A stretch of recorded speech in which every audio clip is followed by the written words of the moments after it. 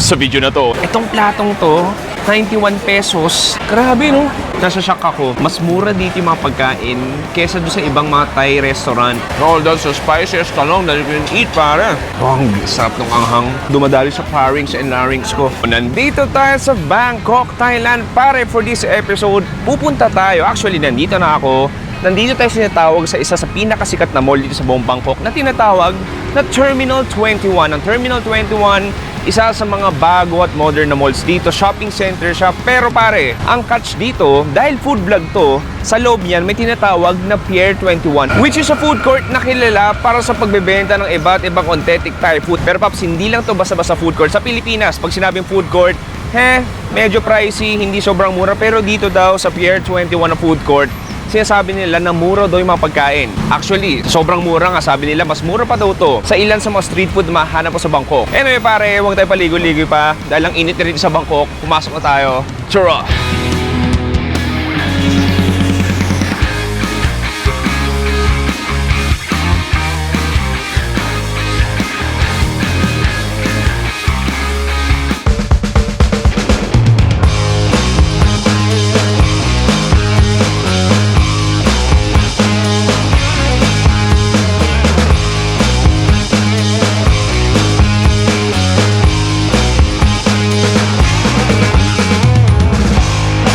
Okay pare, touchdown. Nandito na tayo sa 5th floor, dito sa Pier 21. Nakakatawa, minsan lang ako mag-vlog sa ibang bansa, sa loob ng mall. Dahil yun nga, sabi ko nga, pangatlong beses ko na sa Bangkok, let's try something new. So itong Terminal 21, sikat na mall to. At yung Pier 21, marami daw murang pagkain doon. At nahanap ko kung saan, okay, medyo natatanong ko na, tara.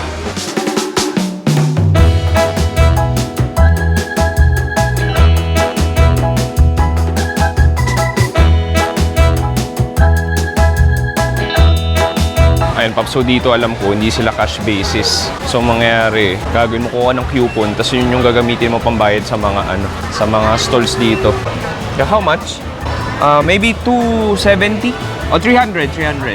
Okay, Paps, ganito mangyayari. So basically, bibili ka ng card, pwede mo siya loadan kahit magkano gusto mo, 100 baht, 200 baht, 300 baht. So ito, nagpalagay ako ng ilan nga ba? 300 baht ata. So parang roughly sa 600 something pesos yun. Yun yung pambayad mo dito. Yun yung pambayad mo dito. At ngayon, gagawin natin, gutom na ako, wala pang laman tiyan ko. Hanap tayong unang food trip din. Banggitin ko sa inyo na observation ko dito sa food court na to. Tara!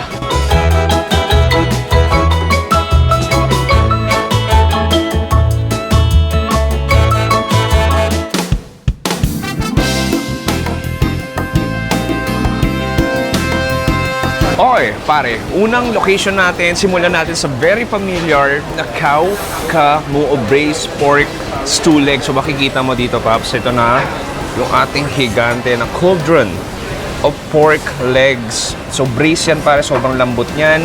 And then dito makikita mo, sinachop yung ating pork into thin slices, and then mangyayari lalagyan ng kanin, itlog, ayun si ate kumukuha. Ilang oras pinapakulo yan with different Thai spices. One of the best dishes na pwede mo makain sa buong Thailand. Hindi lang sa Bangkok, sa Chiang Mai na ganito rin tayo. Anyway, order tayo. Tara!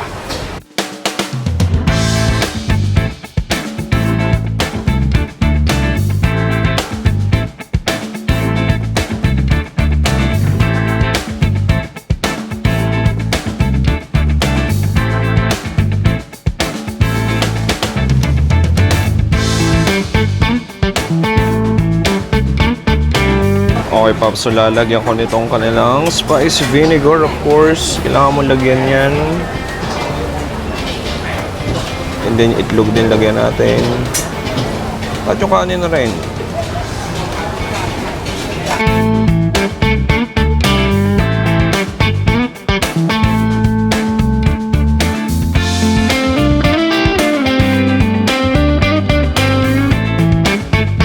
Okay pare, simulan na natin. Alam mo, gutom na ako. Diretso na ako. So makikita mo, Khao Ka Mu, one of the best dishes, hindi lang sa Thailand, pero sa buong mundo. That very tender, flavorful, savory pork. And then may green side dito, and of course, itlog. Alam mo, I wanna get a bite of that meat. And then that rice na submerged na nung sabaw. Oh, grabe, makita mo sa lambot. Oh, look at this bite. Cheers, pare.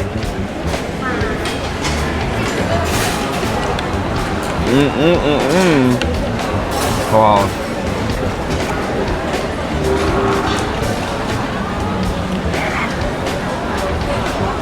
Balon din talaga. Ito naman to marami akong nakain kaukamu. Ang sarap ng templado nila. So basically, para siyang papuntang patatim. Just super hydrated, na may konting lasa ng star anise. And makikita mo yung taba para hindi siya nakakaumay. Ito lang yung baboy, o balat ng baboy na hindi nakakaumay. Ang fatty pero full of the bone tender. And then the spicy kick ng vinegar, ang laking tulong. Tapos yung kanin natin, drench siya nung sabaw. Cheers! Try natin with egg. Kahit yung itlog nito, malasa na rin eh. Parang patatim o parang adobo, parang ganun. Panalo. Tsaka ito medyo mura lang ito. So, alam ko wala pa 100 pesos ito eh. O ito, 83 pesos lang. Grabe no? 83 pesos lang ito pare. Parang karinderya food. Isa pa. Dana. Ang bilis. Gutom na gutom ako. Hindi ko na mamalayan, ubos na. Ano yung Paps? What a way to start. Kaukamu. At hindi ko pwede magkabali eh. Kahit saan kaukamu sa Bangkok, parang siguro yung 85% masarap. Ngayon, ikot-ikot tayo. Ano tayo next food trip?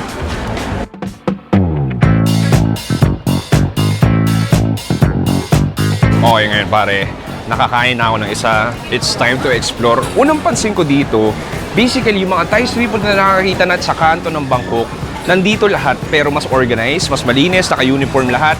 Lahat ng stalls pare-pares yung uniform. Pero as I observe, nag-iikot-ikot nga ako, mura nga Paps, like murang-mura. Maraming dishes dito na below 100 pesos na parang iba nga, mas mura pa sa street food sa Bangkok. Anyway pare, ikot-ikot tayo, hanap tayo next food trip. Okay, next pare, try natin to, parang turo-turo style. So makikita mo, parang cafeteria style, ang daming klaseng Thai dishes. Pwede ka mamili ng di ko alam kung mga dalawang ulam ba or what. At bahala na kung ano itatry ko. Sige. Ang dami, kita mo, may isda, may itlog, may ibang curries. Yeah. This one. Is this chicken or pork? Fish, okay. And then this one. Chicken, yeah. Ito, chicken curry naman. And then eggplant. Yeah, little. And then eggplant. Kumuha na ng talong para may gulay tayo. Okay.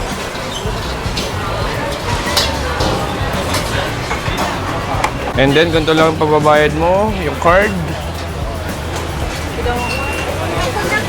Yeah. How much is that? 39. Thank you. Grabe, mura nun pare. 39. 39 baht pare. Parang wala pang 70 pesos yun. Tapos sige, gawin natin. May patis tayo dito. Alam mo yung kanin ko, lalagyan ko konti. Siguro lagyan na rin natin ng konti yung gilid na to.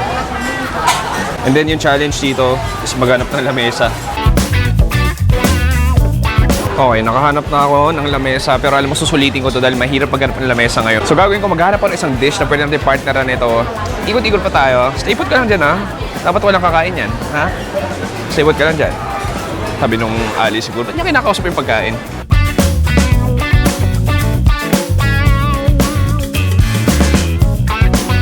Alam mo, maniwala ka, isa yung Thai bagoong fried rice sa paborito ko sa Pilipinas. Kinakain ako doon sa tayo sa BF Homes, pero never pa ako nakatry dito mismo sa Thailand. First time, ito yan no, kita mo, shrimp paste fried rice. Alam mo, try natin ito. Here's me, one. Ngayon lang ako kakain ng Thai bagoong fried rice. Never ko pa na-try ito sa Thailand. So ito parang turo-turo style din. Maraming klaseng ulam na pwede kang pagpilian. So kita mo dito, may assembling section din tayo dito. Di ko alam anong ginagawa niya. Ayan, so makikita mo, ayan na yung bagoong fried rice, nilagay na doon. And then lalagyan na natin ricotta's, some parang longganisa or sausage, some shrimp, sibuyas nandun. Ito yung parang beans natin, naglagay ng beans, papaya or manggang hilaw, hindi ko alam. Slices ng egg. And then what else? Uy, parang dried something. Oo, uy, what's this? Sarap. Wala na si ate. At ito na ata yung bagoong. Ayun, may karne sa gilid. And then, some chilies naglagay, lime sa gilid. Some cilantro, I think, or basil. And then boom, that's it. Ang ganda. Okay, thank you. 49. Ito medyo mahal. Mas mahal pa ito doon kaysa sa kanina. Sige, kainin natin.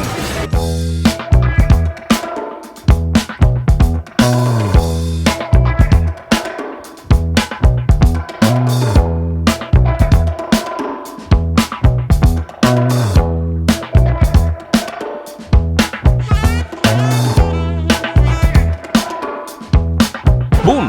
Pare, heto na. So, dalawang dishes tong in-order natin para sulit yung lamesa natin. Ano nakakatuwa? Maniwala ka sa hindi. Itong platong to, 91 pesos. Itong bagoong rice natin. And then, on the left side, yung tatlong ulam natin, pare, nasa 60 freaking pesos. Medyo na nasa-shock ako dahil di hamak nga, mas mura dito yung mga pagkain kesa doon sa ibang mga Thai restaurant or Thai street food na mahanap pa sa Bangkok. Sobrang steal talaga. As in, di ko akalaing ganun kamura siya. Tapos pansin ko, may mga kumakain dito mga office workers, mga empleyado. Kaya siguro talaga pang tipid yung mga estudyante, marami nakatambay. Do medyo touristy na rin siya siguro dahil nag-trending sa social media. Marami na rin mga turista nandito. Anyway, alam mo, ito, meron tayo dito ang black tea. Tingnan muna natin, cheers. Basically, para siyang Thai milk tea na walang gatas. So, mas lasa mo yung tsaa. May konting sourness, para siyang plum juice. Anyway, let's go sa ating... Sige, try natin ito iba-ibang ulam. Alam mo, simulan natin dito sa ating talong na mukhang manghang. Tapos parang may mga giniling din siya. Talong nga ba ito? Okra? Hindi, talong to, talong. Sure ako. Ayan, tikman natin itong talong. Cheers! All that's the spiciest talong that you can eat, pare. Parang krapaw na talong. Ang sarap. Ang tamis ng talong, pare. Ang gandeng. Ang complex ng lasa. Parang siyang krapaw. So spicy, mapatis, ma-oyster sauce. Pero ang galing kasi ang juicy ng talong. Tapos ano man, namis-namis rin siya. And of course, pare, manghang. Tapos parang may mga giniling din siya. Saba. Wala yun. Wala dyan, sarap. Di ko na-expect. Okay, next. Try natin tong chicken curry. Patay kanin. Cheers. Panalo. Panalo rin sa Hong Kong. No, I miss Thailand. Nag-Chiang Mai ako last time. Pero iba rin talaga yung spiciness dito sa Bangkok. Oh, ang sarap ng anghang. Dumadali sa pharynx and larynx ko. Yung karne, may konting laban ka. Mas maganda dito, magata. Lasang-lasa mo yung galanggal. Ang bango. Wala, bro. Parang gusto ko na i-double check. Ito to bang parang 70 o 60 something pesos lang to? Sulit na sulit. Next, try ko tong isda. Na mukhang manghang din. Hindi ko alam kung anong klaseng isda to. Tikman na lang natin. Cheers.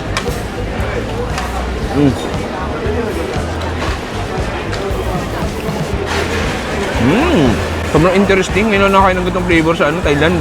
Una sa lahat, may lutong pa siya. Kasi prinito yung isda, may butter siya. But definitely, this is a sweet, spicy, savory dish. Isa pa.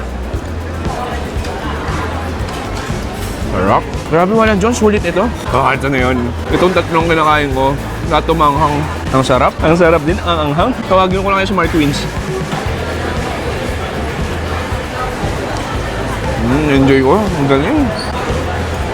Ang sarap ng anghang. Buti na lang may chai tea ako.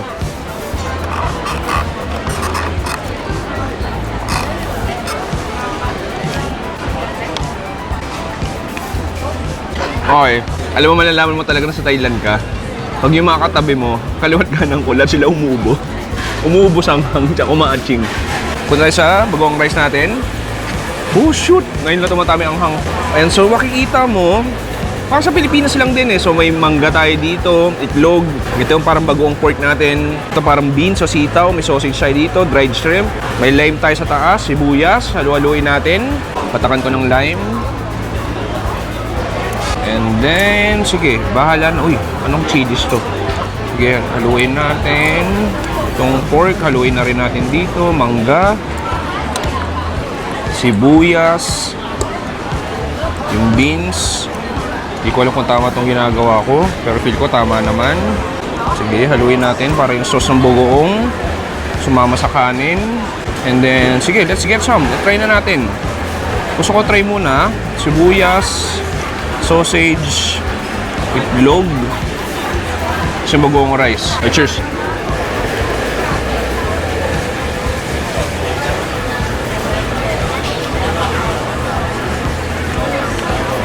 So, to be honest, bias pa rin sa dosa di tayo. Sa BF Homes. Anong sarap to? Yung sausage na to, parang jerky na yung texture niya. Sobrang chewy. Kasi matamis-namis. Ano? Oh, ang galing. Kala ko sausage sa sausage, pero hindi. Yung sticky niya, oh. And then yung overall flavor, yung manggang maasim, bagoong rice, sakto lang, very subtle lang.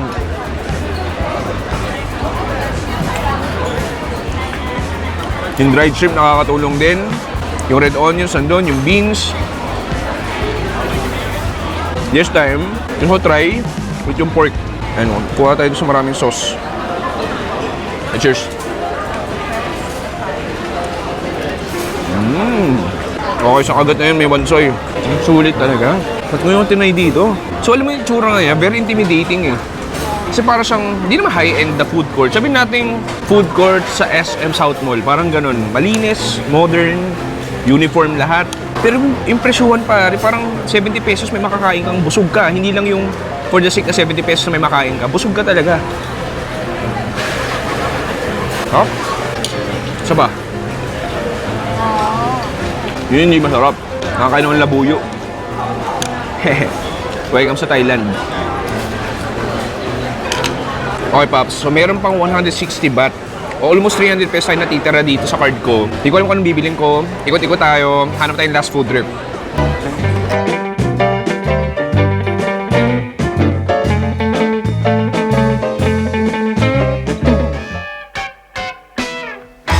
Okay, Pops, bago tayo mag-last food trip, nakita ko to, masarap to, Pops. Natikwan ko to dati sa Chinatown dito sa Bangkok. Ito yung mga maliliit na Thai crepes. So, dalawang flavor yan. Ito, yung red, cream and coconut with Thai herb. This one naman, cream and egg yolk. Try natin. So, makikita mo dito. So, basically, may batter siya, maliliit. So, parang siyang gumagawa ng mini pancake o mini crepes. And nilalagyan nito, and then boom, yun na yun. So, 120 na lang yung balance natin. May 120 pa tayo.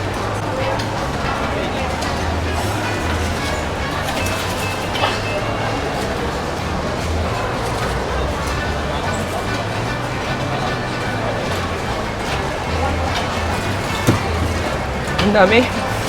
Kala ko 5 pieces lang. Ang dami. Thank you. Thank you. Okay pare, it's time to try. It's been a long time, kalimutan yung huling kain ko nito. Try muna natin tong with Thai herbs. So, makikita mo, sobrang nipis niya. Actually, ang fragile ito, kaya dapat medyo gentle lang yung hawak mo. Sige, tingnan natin. Cheers.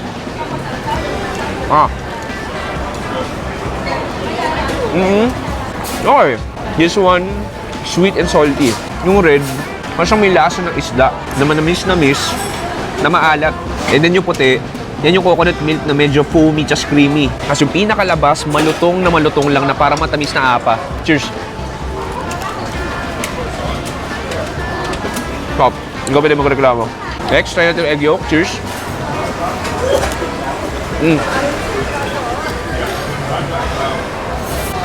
Galing. Ano, mas custardy siya. Dahil siguro ng itlog, yung pinaka-egg yolk, para siya naging jelly strands na matigas na na-solidify. Ganun galing. Masarap pa rin sa masarap.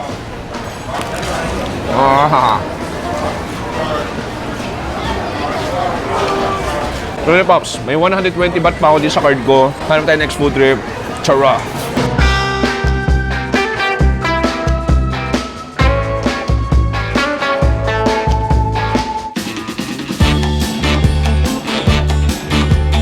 Okay pare, last food trip natin. Kumain tayo ng authentic Tom Yum Thai noodles. So dito yan. So makikita mo dito, ito yung pinili ko. Tom Yum noodles with mixed fish ball. So ito na yon. Si Kuya, naglagay na ng mga iba't ibang liquid seasoning, minced fish meat. Ang fresh oh, pare oh. Ito parang chili garlic. And then nilagay doon. Ayun, yun na yun pare. 35 lang, ang mura. Thank you. Ang bilis. Ito na yun. Diyos ko.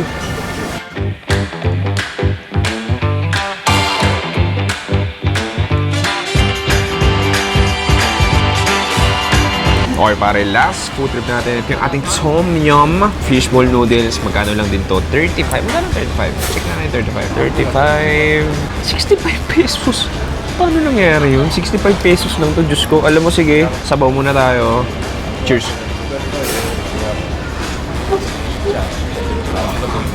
Thai food.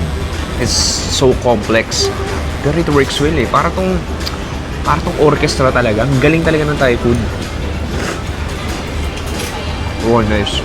A lot of flavors. Sweet, sourness, fishiness, saltiness. Mag-garlic din siya. May peanuts din siya. Definitely manghang. Sarap. Tapos may isda rin siya. Ang galing. Sige, this time, I wanna get some fishball. Kasi itong noodles natin, pwede ko mamili. Pinili ko yung parang manipis sa sotanghon. Cheers!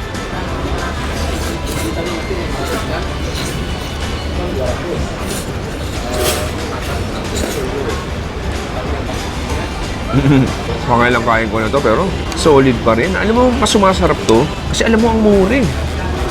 Grabe, no? Alam mo talaga, medyo mind blown pa rin talaga ako na ganito siya kamura.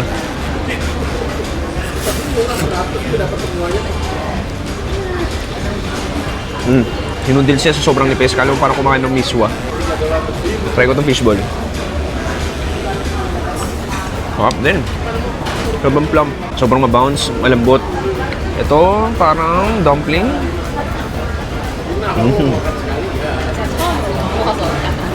Sarap.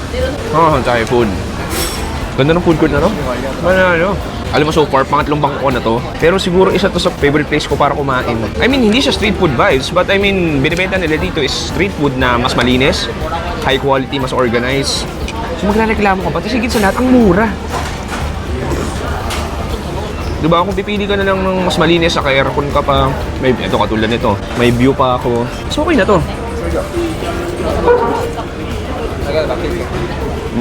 Anyway, Pops, ubusin ko na to, and then sabihin ko sa inyo magkano lahat na nagastos natin ngayong araw.